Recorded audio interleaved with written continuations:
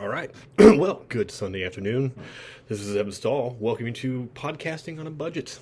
This is the first episode and more than likely probably the only episode, depending on the rest of my classes I got to take here with Embry Riddle. But with that being said, let's get into it. So, in light of WrestleMania time of year, what better than to highlight Cody Rhodes and his infamous wording of, "What do you want to talk about?" Well, we're going to talk about today the case on executive integrity that was conducted by Santa Clara University. And in that case study, they evaluated three very large former CEOs of big, I would say, Fortune 500 companies, and how their ethical actions kind of led to their downfall/demise as leaders. So, with that, we're going to talk about four things during our podcast here, highlighted right there. And without further ado, let's get into the first one. So let's recap the reading. So, basically, in a nutshell, the case on executive integrity, we found that the organization's reactions varied for each of these three cases, varying from registration or resignation to termination to conduct to continued leadership with an apology. These companies' judgments reflect their values, corporate culture, and the public perception of these leaders' actions. True words can't be said. Oftentimes, when we think of these CEOs, like more than likely, you probably outside of very publicized one, Elon Musk being a perfect example. More times than not, you really don't know who these CEOs are that are leading these companies until something like this happens, and they come to the forefront of the limelight, and it's oftentimes not in a good way. So, case in point, these three that we're about to cover. Starting off with Mozilla, the old Firefox there, the old Internet Explorer, what people used to use. Brennan Eich, co-founder of Mozilla, faced criticism for his past support of the Defense of Marriage Act, which conflicted with the company's stance on the LGBTQ plus rights. Despite his efforts to address the issue and reassure employees and the public, the controversy continued, ultimately resulting in his resignation as CEO. So, his personal thoughts that had nothing to do with the company, although were somehow founded and probably publicized, reflected bad. So his ethical values did not align with the company of which he co-founded, and eventually led to him having to step aside from all the distraction it caused the company. I'm sure it cost stakeholders and investors time and money, which is never good in the fast-paced world of especially technology and things like that. So his personal beliefs led to his resignation. Next up, we have American Apparel. Dob Charney, the founder of American Apparel, he incorporated sexualized marketing into the company's strategy. His conduct, including engaging in sexual acts in the workplace, led to his removal as CEO due to violations of the company's sexual harassment policy and misuse of company funds. So, even the person who founded a corporation, his own kind of lifestyles caught up to him, and eventually led to him being terminated from his own clothing line he started. So, once again, his ethical decisions that he made reflect poorly on American Apparel. And bottom line is once you start affecting cash flow or the bottom line of a corporate, and you're the prime reason why that's being a cause, more than likely you're going to get removed. Finishing up here with Snapchat, we have Evan Spiegel, butchering all these names, my apologies. However, he was the CEO of Snapchat, or still is CEO of Snapchat, faced criticism for offensive emails from his college days, but remained in his position, stating that his past behaviors did not reflect his current beliefs. Once again, social media, internet, what you put on the internet, it's going to be on there forever. You might not see it, but if somebody with time and nothing else to do, they can dig things up that you put on that you thought might have fallen off years and years ago. But like I said, once it's on the internet, it stays on the internet. Case in point, Evan here, who had to explain kind of his thoughts about how he used to feel about things back while he was in college. It might not reflect who he is today. He's changed. People change all the time. But once again, in a very competitive world, especially in social media like Snapchat is in, when competition is high and money is fierce, and that trying to make the the best company you can, you bet there's people out there who are going to try to bring it down, and they'll do it by any means. Case in point, they went back in Evans' history, found some not so appealing things that he said and used them, and almost led to his demise. I'm sure it affected stock prices and the stakeholders' investments into Snapchat. So, are these ethical issues involved in these cases? Which ones and why? All three of them have ethical issues, right? Starting off with Mozilla, the ethical dilemma arises when personal beliefs conflicted with company values. Mr. Each's support for the Defense of Marriage Act clashed with Mozilla's commitment to the LGBTQ rights, leading to his resignation and highlighting the importance of leadership, integrity, and accountability.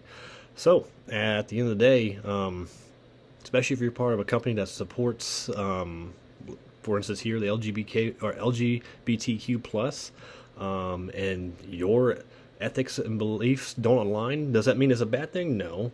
But is it something maybe you should probably keep to yourself, especially in the position of as a CEO or a major leader in that company?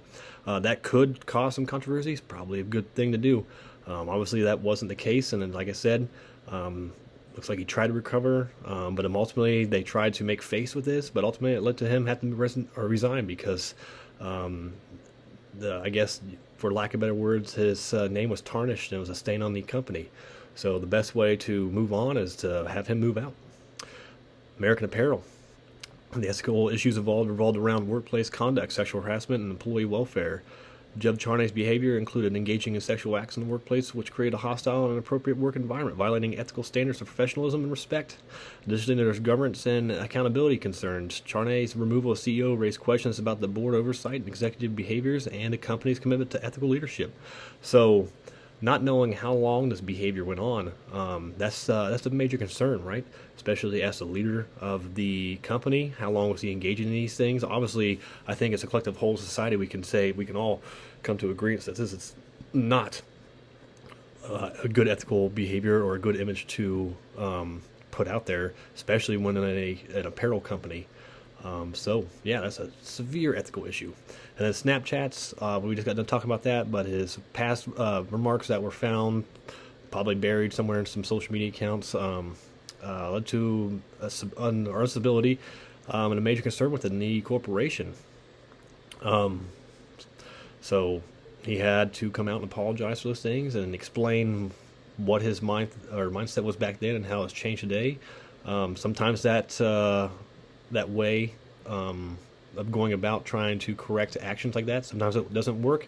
I would say more times it doesn't work, but here in Evans' account, it worked for him. So how important is company investors and stakeholders in the personnel behaviors of CEOs? Do people have to like him or her for the company to be successful? Like I said, more times than not, outside of just polarized people, most CEOs, I could probably find 5 or 6 people and ask them to name five CEOs of major corporations. I bet they couldn't tell me any of them, right? Unless they're polarized or polarized and brought to the attention of the public for more than likely something kind of bad along these ethical lines of behavior. So, the personal behavior of CEOs can significantly impact a company's reputation, trust, and legal risk. Investors may prioritize CEOs who discriminate integrity, competence, and commitment to ethical conduct for a long-term performance. I think that goes without saying. I think anyone would want a leader like that. While CEOs' likability is not a requirement for success, being well-liked and trusted can foster a positive relationship with stakeholders. Once again, that's exactly what people are looking for in a leader. Ultimately, CEOs' effectiveness is judged by their ability to lead the company and achieve its goals and deliver values to stakeholders. Right there, values to stakeholders, I think, is the key takeaway in that. When you start affecting people's money, the bottom line of a company, and it's not in a good way, that's your fast track on the way out. So did a little bit of research right here and found this in an article that stated CEOs, based on their mindsets and the way they are, the kind of their personality traits, things like that, affect their firm's stock volatility, and in the likelihood that increasing risk would result in higher return to stakeholders. Firms of more considered CEOs tend to have more lower stock volatility levels, but could generate higher stock return as increasing levels of risk. In contrast, firms with more neurotic and extroverted CEOs tended to exercise a higher stock volatility levels, but could translate the high risk into high shareholder return. There was a negative relationship between stock risk and shareholder return for the firms of highly extroverted CEOs. So, basically the personality and style of a CEO. Although it may not be the forefront of a company, it definitely does have an impact on the bottom line of stakeholders. And ultimately, at the end of the day, they're the ones who give that power to that company and make them what they are. So you bet if it's someone's not adhering to the standards set, that there's a quick way to get them removed. So does the mission matter when assessing gaps between a leader's value and their organization? Absolutely. Doesn't matter what organization you are leading. If you're leading something and your ethics, your background, who you are does not match what you're selling, you're gonna have a hard time selling anything. So it absolutely does that have effect on it.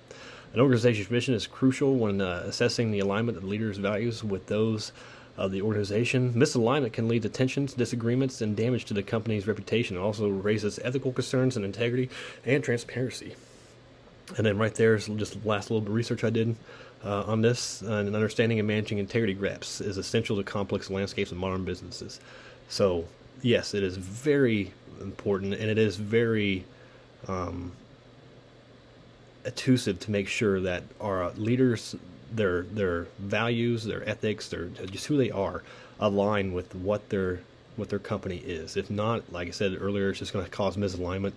It probably might start off first inside, and it might fault or fester outside the organization, causing issues.